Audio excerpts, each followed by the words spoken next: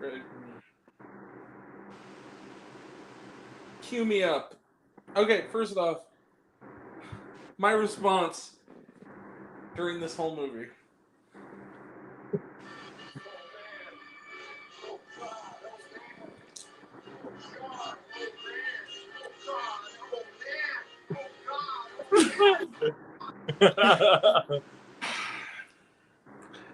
All right, Luke, cue me up.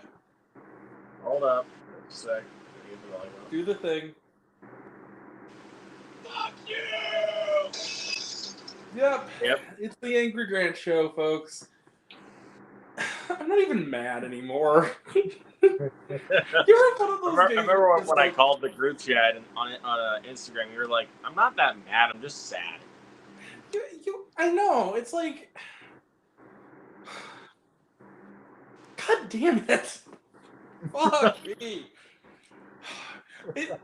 Like I said, I think I said it in our Expendables video.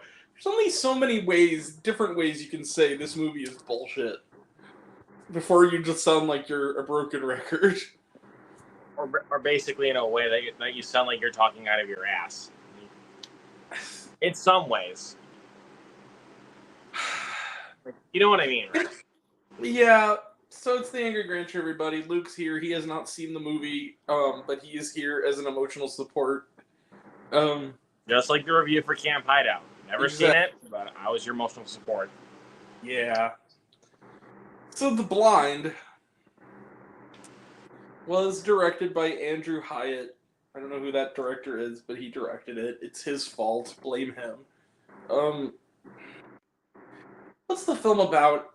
It's about the freaking, I don't even know, one of those not really hillbilly assholes.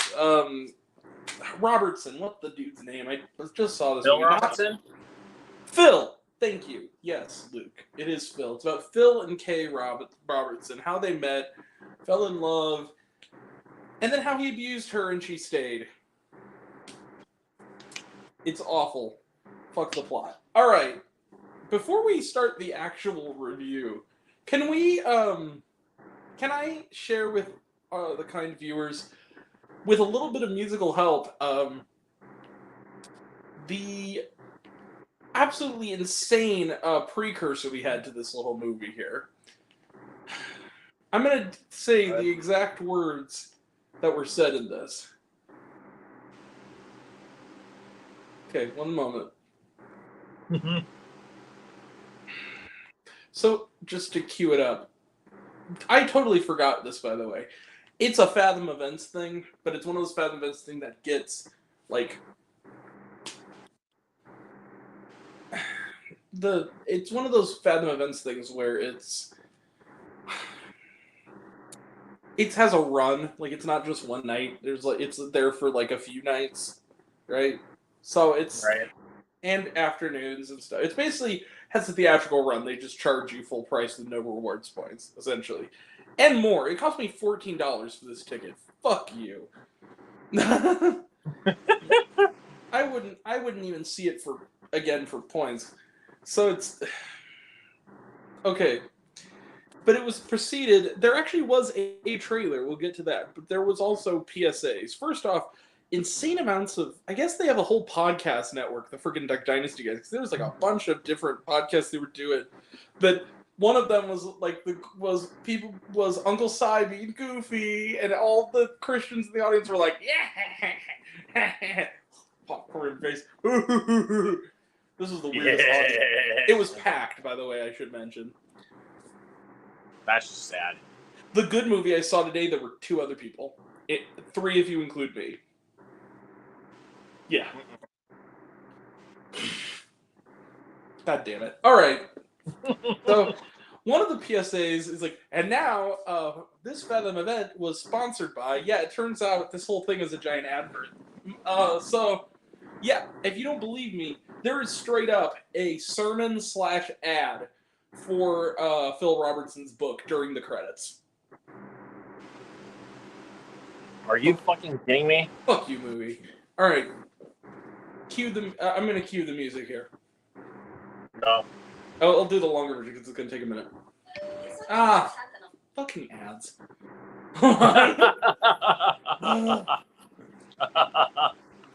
Ads. Hey, YouTube, where the hell is the ad revenue for me? For my videos that have over 100 views, you greedy bastards. Fuck you, YouTube. I'm getting madder at freaking ads than I am the movies. Alright, Luke, I'm queued up. Do the thing. Perfect. You know, when I was addicted to pornography. I brought it out of my life. I got it out of my life. But I thought getting married would make me better. It didn't. But through the grace of God, we're now happier than ever. And I still jerk off all the time. I added that part. I added that part, that last part. I'm just lying to my wife. Sorry, honey. That was my appetizer to this delightful feature. And it tricked me, you see. Yeah, exactly. Like, it's okay to like things. Dear Christians, it's okay to like things. It's okay to jerk off. It's okay to want to end your marriage when it's toxic. We'll get there. But the thing that's even worse about this movie than, like, the weird double standard-y stuff about it, or I guess not double standard, but, like, kind of, is that it kind of tricks you, because for the first half hour, it's just kind of corny, old-fashioned melodrama, but it's not bad. Like, it's shot okay, it's acted fine, although I believe, because it's the younger actors are better actors, although I have to give credit to two good things about this movie that are actually genuinely good, and it makes the movie worse by being as good as they are. The filmmaking's actually not bad, and Amelia Eve, bless her, she was so terrific on Haunting of Bly Manor. She is good in this movie as his wife. She is genuinely good in this.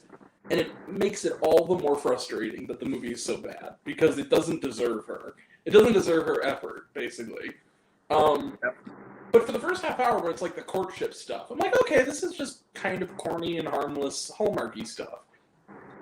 Then he starts abusing her. Like, it gets to the point where it's a straight up, like, he's getting mad, he flips the table over, and he shoves her into the refrigerator, against the refrigerator door, until she, like, hits the ground, and, like, hits her head on the back of it. He openly ignores his children, like, straight up, like, one of them says, "Hey, Daddy, can I go duck hunting with you?" He goes, "No, I'll go back to bed." He never spends any time with them, to the point where when he's trying to reconcile later, and he's still hammered drunk, and his brother visits with his boys, and he's kind of walking over to them like, "Give me a hug," they're scared of him. Like, they're backing away and shaking. When you have him constantly on booze, cheating on his wife on multiple occasions, it's implied. You are... Oh, come on. And then here's the thing. I understand redemption arcs, that they're like this, you overcome, whatever. But here's the problem with this version of the redemption arc. He never takes responsibility for his actions. And the message of the whole movie is supposed to be that she stands by her man, but she also is guilty in the sense that she's meek, and she never, ever entertains the idea of a divorce or a separation of any kind. She's away from him with her kids, staying with her sisters for a while, but it's not like any kind of legal separation. And she stays with him, and we were informed joyfully that they've been together now for 60 years. Oh, la-di-da. Yeah. What's frustrating about it is there is a moment where he literally just is hammered drunk, being crazy, and he stands up and just gives this look into the camera, basically. And then there's this framing... Kind of like how I'm doing it right now. Right. But there's no, like, build up to it. It's literally just he looks in the camera and he's like... And he has this realization, like, oh my god, I'm a bad person. And he's talking to Big Al, his character in this. There's this really terrible framing story that's really kind of awkward, where, from the beginning of the movie, there's like a framing device where he's telling the story to Big Al, who is terminally ill, and we find out died shortly after this, and so it's like, oh yeah, convert him. That God's not dead shit. So it's really awkwardly done, and the biggest thing of all is the dude playing Phil Robertson for the majority of the movie, like the adult version, is literally my age. I looked it up. He's about a year older than I am. He's 92. So is the actress. They make him look like Phil Robertson in the 80s by putting a really bad fake beard on him, and it's very obvious it's a really bad fake beard. Our beards are more real than our beards are more real than that. And so it's like, so there's this framing story, and he tells him like what changed or something, and he goes, I realized that the devil was influencing me, and I needed to be a better man. Like, no, I'm not making my own choices. I'm not deciding to be a better person. I'm not going through any of the necessary steps to better myself and be good enough for the woman I love. It's because the devil made me do it. And God is what my salvation is. And there's no accountability. There's no...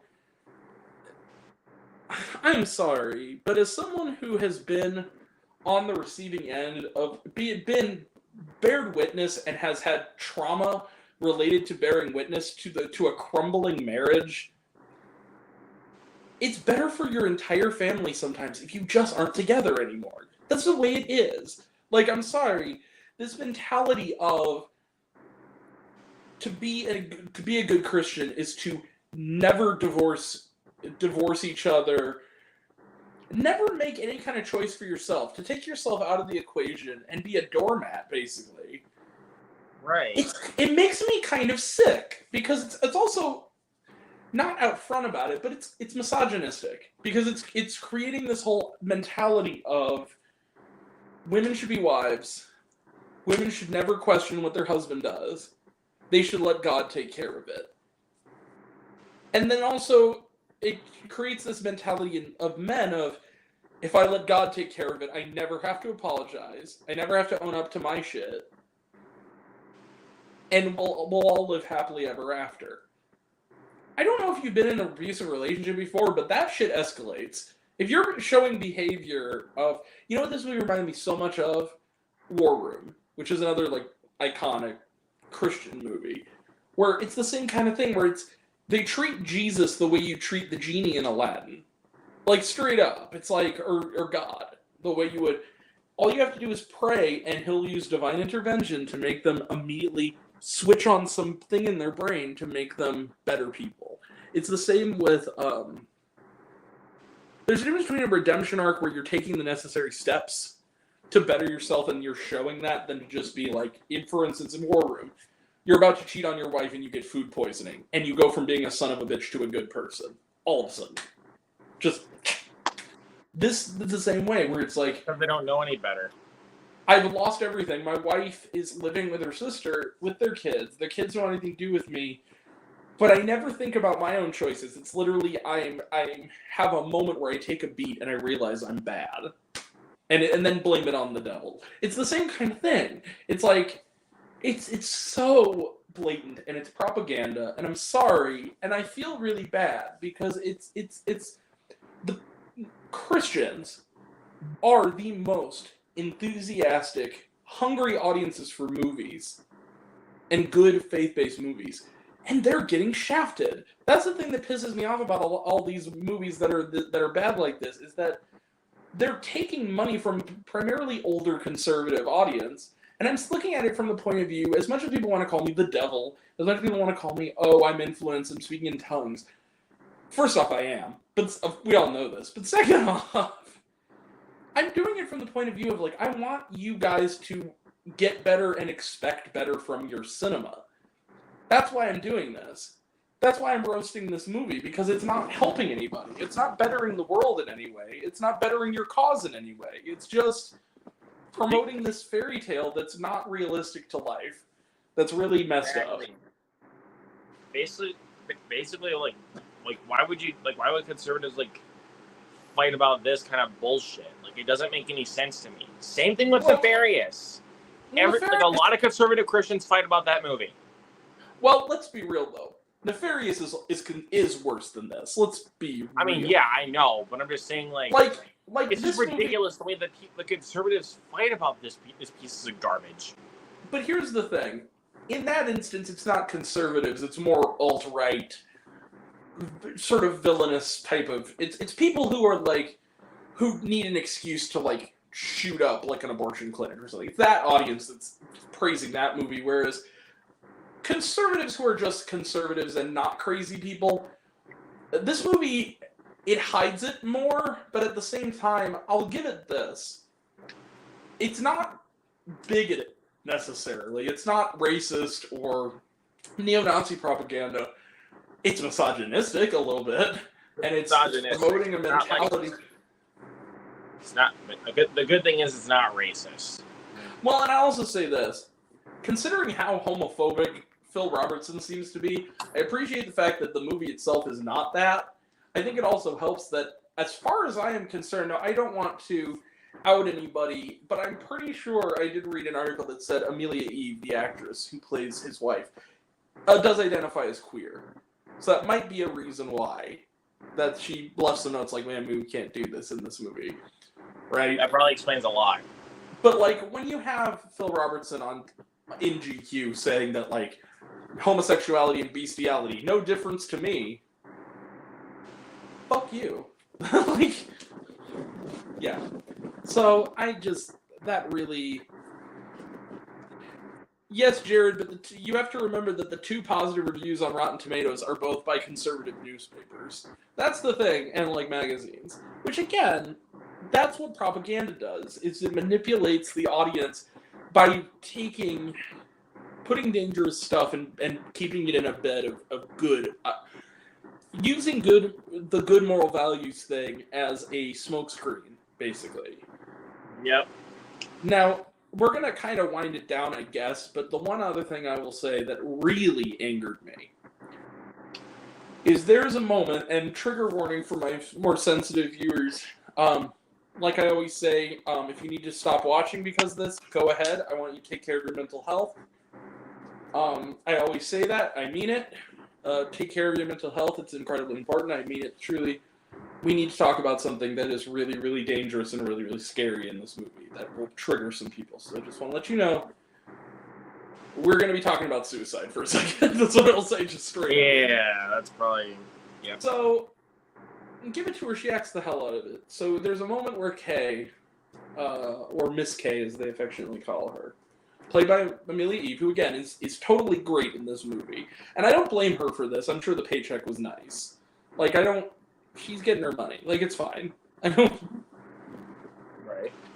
Yeah, yes, Jared, but you realize that also is... The 99% is an audience score, right? Like, of course, the audience that already wants to see this movie is going to give it a positive review. You know what I mean? Can they just sound like that? For context, I'm pretty sure that Nefarious also has a really high audience score on Rotten Tomatoes. I think it has like a 95% audience. Yeah. I think it's bullshit. Yeah, so, I mean, that comes with the territory of these movies. It's the same reason why a majority of movies that get an A-plus cinema score are Christian movies. You know, that's the way it works. It makes no sense. 96, wow. And a 35% Nefarious? Wow, yep, and 35% critics. What are y'all smoking? I want to know. Yeah. Anyway, but we're talking about The Blind now. So, the moment... All right, Luke, it's okay. All right. So there's a moment where it's after... And it comes out of nowhere, too. And it's dropped just as easily. It's exploitative as hell. And this is coming from a guy who liked 13 Reasons Why, okay? So, like, just saying straight up, yes, Jared, but that's the audience that wants to see it, though. Like, with all due respect to you, he's saying also on Instagram and Twitter/X. Yeah, dude, I know. But the audience that's going to talk about it in any capacity is the audience that it's made for. That's the point. We're in the minority of that. That's the whole, or at least I am. You know. Anyway, but it's all fine and good. And also, like I always say, if you like the movie, I can't take that away from you. I'm not that fucking evil. Like, You can like it all you want. I'm just reviewing the movie I saw. And that was the movie I saw. So the moment is Kay, it comes out of nowhere. When she's with her sisters, which is a very small chunk of the movie, and it really is real insubstantial. She's there, and she says, like, oh, you go freshen up, I'm gonna, put the sister, I'm gonna go put the kids to bed. She's like, okay. And she goes in there, and she takes a beat, and she sits by the sink, and sits there for a moment, and you see tears filling her eyes, all of a sudden, and she opens, very gently, it's not over the top, but she opens the medicine cabinet, and there's like a bottle of pills, and she holds it, and she looks at it, teary-eyed, like with a cup of water, contemplating killing herself. And the only thing that saves her is her son wakes up at that moment, knocks on the door, and says, "Are you okay, Mommy?" And she doesn't. And then they never bring it up again. Fuck you, movie. Like, really, that is just... That's exploitative. That's really fucked up. And if that's true, it's even more fucked up, because why would anybody want that to be in the movie about their life? Like, that is so unnecessary and so tasteless. It really is. Fucked up as fuck. Because unlike, I'm going to defend this show again, or at least the first season, unlike 13 Reasons Why, you're not exploring it at all. You're not doing anything thoughtful with that material. You're just being an asshole. As a Christian. No, as a Christian. Okay, yeah, as a Christian. As a Christian. Is that a joke, or are you saying as a Christian ... Because I'm actually genuinely curious to hear what your thoughts are. If that's where you're coming from. Truly, because but it was bad. The characters don't. It was also, like, beyond everything else, it was really sappy and really tired and really boring, because the movie's 2 hours, and it gets... And that's the thing, Noah, is that there are good Christian movies out there that were kind of hard to find. The majority of them, I think, are kind of not great, but I liked The Hill. I like that movie. Sound of Freedom, despite the person it's about being kind of a prick, was a well-done movie. It's not the movie's fault that it was co-opted by a bunch of, crazy people. I met the director, that was not his intention. But Revolution? Jesus Revolution, yeah, I mean, there's some behind-the-scenes stuff of that, of the real story that's a little bit sketchy, but the movie overall was a good one. Yeah, I like Jesus Revolution. Don't fuck with the Jesus Revolution, as I call Hippies, it. Jesus and Frasier? Hippies, yeah. Hippies and Jesus, bro. That's the best Christian movie of all, and it's being a smartass. Go watch Brad Jones' Jesus, bro. It's hilarious. The Cinema Snobs movie. Yeah, I agree. That's a good way of putting it. It was a decent movie. Jesus Revolution. It wasn't spectacular, but it was decent. I agree. I mean, compared to any other faith-based film, might as well be a masterpiece. It wasn't trying to hurt anybody. And I think wow, what an achievement. But still, its genre, that is kind of an achievement. I think it was written by one of the Erwin brothers. I mean, it's not they don't go so preachy with their with their Christian tones. I agree with you to an extent. Their first movie was one of the worst examples of this, though, because I saw it. It was a Mom's Night Out. That was terrible. But Woodlawn, though, was pretty good, though. Woodlawn was pretty good. Woodlawn was all right. It also was, though, I thought it was a little extreme for what it was, but I enjoyed it. I'll say this. I liked American Underdog. I liked the Jesus music. Don't fuck with the Jesus music. I liked Jesus Revolution. And I liked I Can Only Imagine. I mean, those are some of the better examples. Because they're not trying to hurt anybody. Again, and see, that's a story, let's even compare it, because that's clearly what they're going for. I Can Only Imagine is a movie about an abusive father who finds Jesus. But the thing about that movie is, it shows the father actually changing and developing as a person throughout the story. It's not just, he prays one time and boop, I'm not an abusive bastard anymore. It also helps that Dennis Quaid is the guy playing the abusive father in that. He's actually a That's good the actor. crazy thing about that. So there you go. And the main guy in this, I am sorry, he can't act. At least not in this movie. Like, maybe elsewhere he's fine, but in this movie, he's so over the top. And so, like, ridiculous, where he's like, nag, nag, nag, all you do is nag, nag, nag. Also, here's the other thing. I'll let you all in on a little secret. Guess what, Duck Dynasty fans? They're not actually rednecks, too. And that's in the movie. They purport that really happened, that the duck thing was always like, that was not that. That was a lot later. It was not during this time period. If you see a picture of Boss Hogg and his family, before Duck Dynasty aired, they look like the Romneys. All right, they look like a bunch of like freaking like white shirt wearing Mormon country club people, and not even the cool Mormons, like my paternal relatives. I'm talking like the ones who would kick you out of your country club because like, you heard. So, yeah, the whole thing is bullshit. And so it's the same with Larry the Cable Guy. Larry the Cable Guy is not really Larry the Cable Guy. That's a character he plays. But you can find stand-up of him before that character where he's just a dude. He talks like I do. That's another reason this is going to piss off a lot more conservatives. I kind of hate Larry the Cable Guy. I don't think he's funny. I think he's incredibly unfunny. He's like fingernails on a blackboard. The first Cars was like the one thing tolerable. But man, Cars 2 it's a nightmare. I hate it. Cars 2 just solidified he's the most annoying character in Pixar history. Like Delta Farce was okay, but that was mostly because Bill Engvall was there. He got some good lines in it. That's true. Bill Engvall's funny because he's not just a redneck stereotype. Like, he actually has good observations and is funny. Or like, right. None of them are as good as Ron White. Ron White's the best. Ron White's hilarious. There you go. But like, man, Larry the Cable Guy. I'll say this: he was kind of all right in A Medea Christmas, but I think that's mainly just because he was working opposite the Medea character, and so his character kind of made sense. And he was still kind of like, he wasn't gross, really. Medea! Now, see, I love Medea. That's a guilty pleasure. I love those movies. I love the audience with those movies even more sometimes than the movie itself.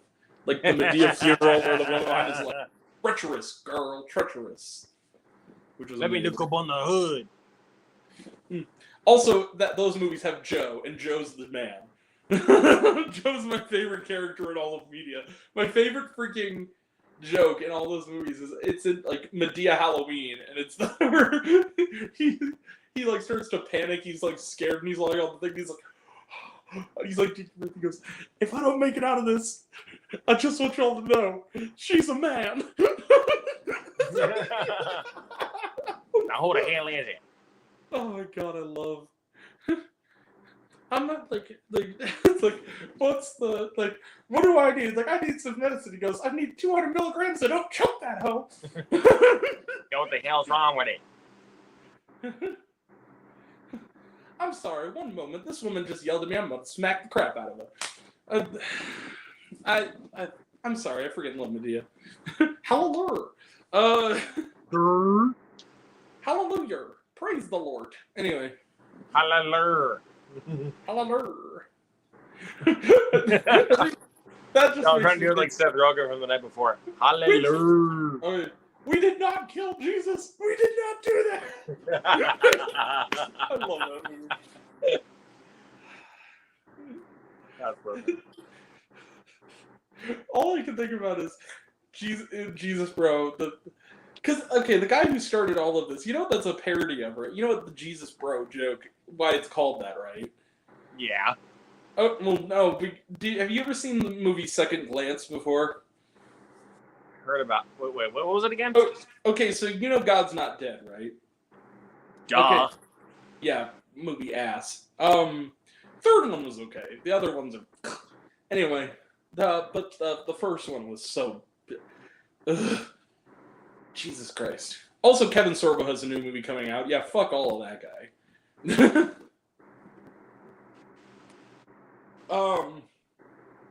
Except for Hercules. That's when he was cool. No, but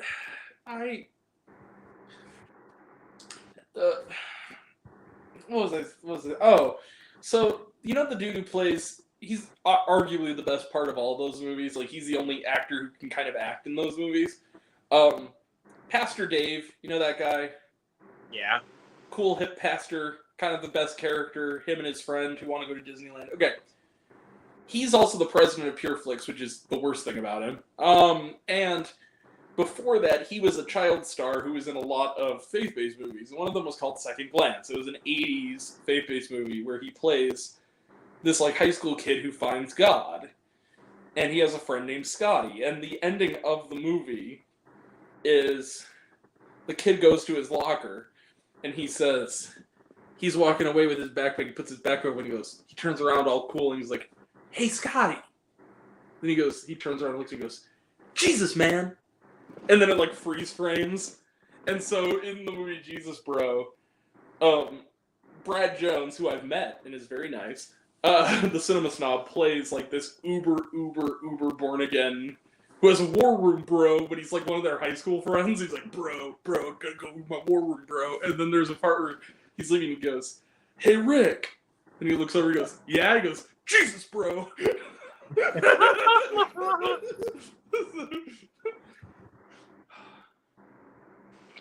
Did I tell you the name I was gonna give? I'm working on my own script for a parody of religious movies. You know what it's called? What? Heaven is Totes for Reals, you guys. With a 4 and a U.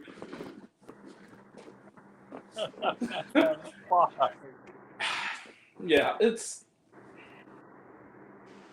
But yeah, it's bad. It's really bad, and it is gonna do well. It's gonna make a lot of money. 0. God damn it. Well, at least we have one good conservative-esque thing coming this month. We're making new episodes of Frasier. That's something. There you go. There you go. Kelsey Grammer, I still love you. Some of this shit you say is weird, but I love you because you're Frasier. I will always love you for Frasier. However, I have to say, though, I understand that he's not necessarily in stuff a lot anymore, but, like,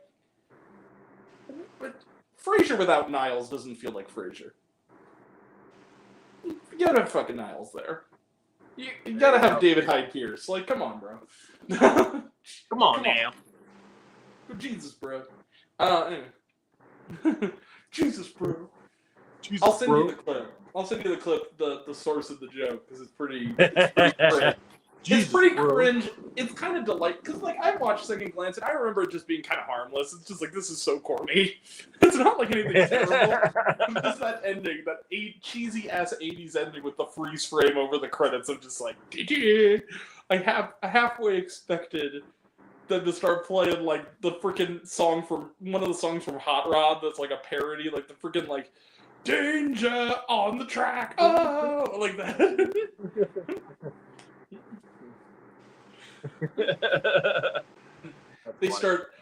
It freeze frames and they start playing Personal Jesus by Depeche Mode. It freeze frames and they start playing Ocean Man. There you go. That's it. Ocean Man. They do have video compilations of like all endings to movies would be better with Ocean Man.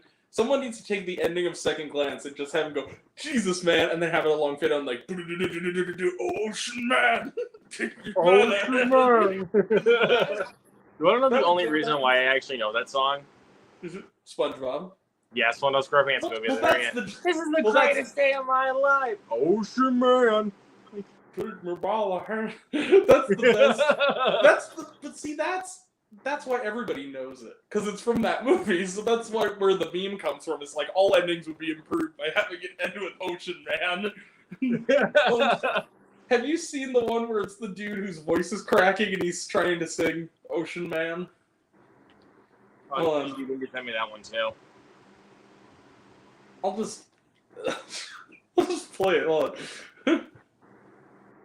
Alright, do it. That song really is fantastic. Hold on. Is this? Fuck off. Ads. Hold on. This is the greatest day of my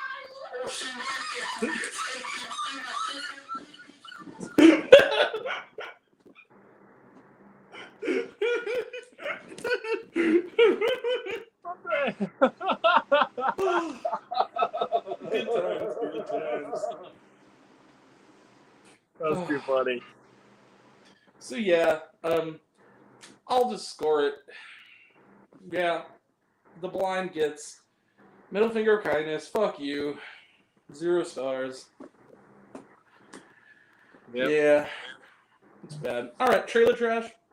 1 trailer. Journey to Bethlehem. This honestly doesn't look that bad. It has Antonio Banderas in it. Like, I'll watch it just because he's. It's got Puss in Boots in it, so I mean. And it's like Milo Manheim. I liked a lot in Prom Pact, and he's in it. So I was like, okay, I'll watch this. He's also going to be in Thanksgiving. What a weird. They're both coming out like the same weekend too. That's so weird. Like, freaking Journey to Bethlehem. Odd thing right there. Freaking Joseph, and then he's playing which. I got that trailer again with the other movie I saw tonight. That looks so rad. I'm so excited. Don't fuck this up, Eli. Please, we need this. Did you watch the thing, by the way? I sent you the original short that it was based on, because it's great. Thanksgiving. Dude, I keep forgetting, man. I need to do it. Yeah. Sorry. That's okay. It's okay.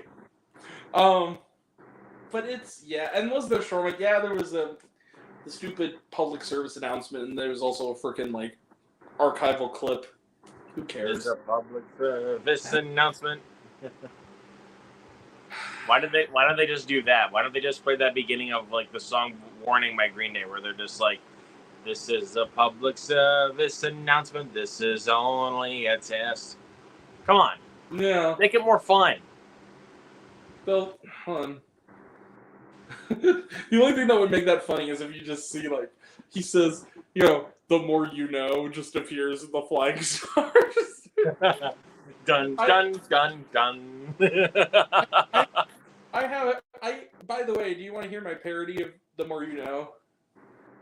Yeah. Parody was like, "Hey kids, you know, we had a lot of fun tonight, but you know what's no laughing matter? Cannibalism.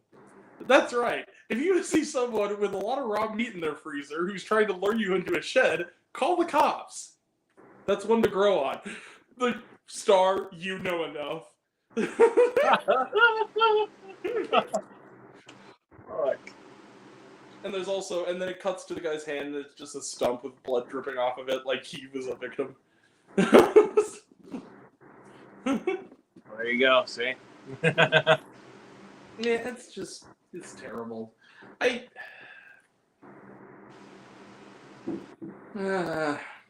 Yeah. I want this.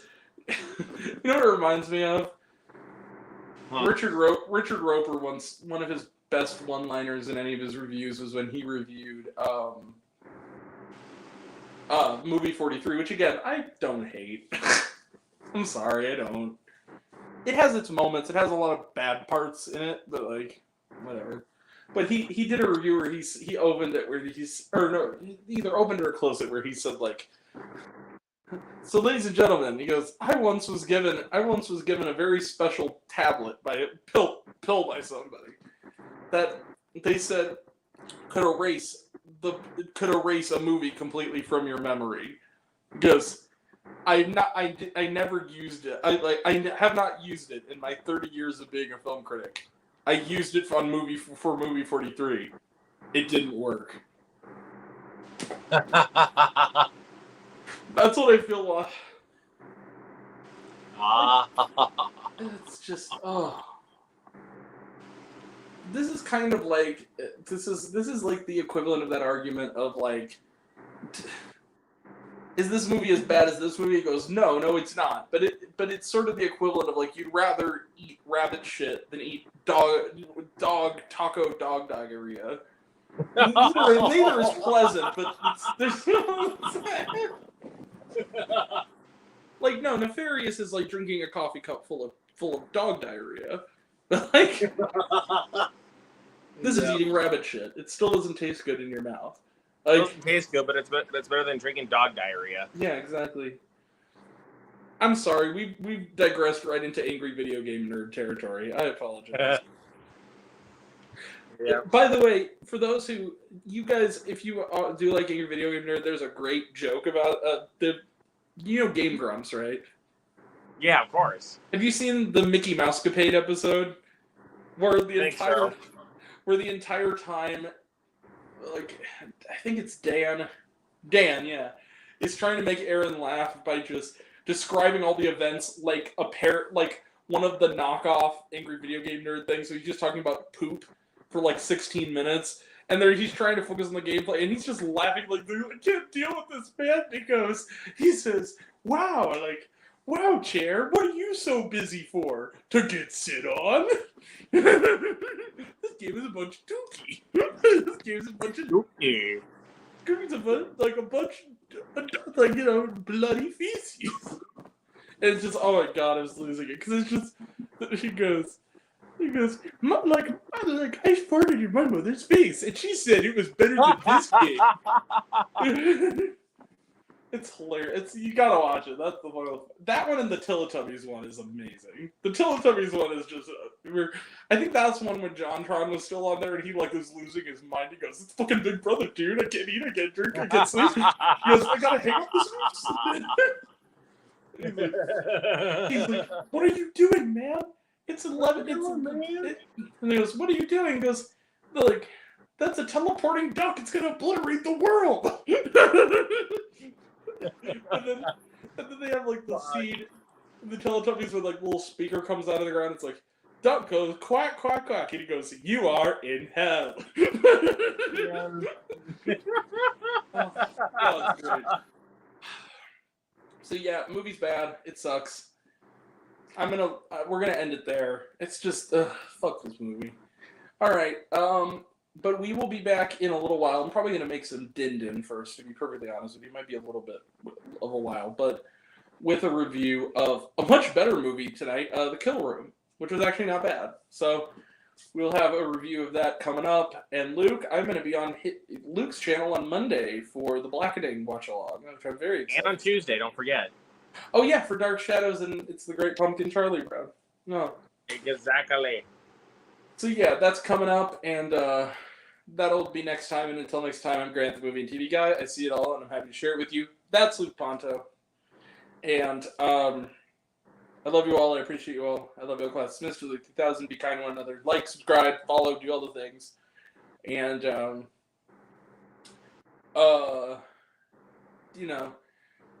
take care of yourself, take care of your mental health. It's incredibly important. And I want to know down below, what did you think of The Blind? Did you like the movie? Did you hate the movie? Do you think our opinion was good? Well, my opinion, because he didn't see the movie. But my opinion was good. I think I'm full of shit. Yeah, leave all your negative comments about Luke in the... Just kidding. Put them all down there. this comment is because I don't like you. This comment is because I don't like your face. This is comment for the fact that you're littering. No, I'm kidding. This is, but yeah, if you like the movie, hate the movie, I think my opinion's good, I think I'm full of shit, comment below, let me know. And until we meet again, we're all raised on popcorn, make math extra better. Catch you guys next time. Take care, everybody. Thanks, Luke. Thanks for stopping by, bud. Yeah, you're welcome, man. See you guys in a little bit. Bye. I'm not going to make any friends.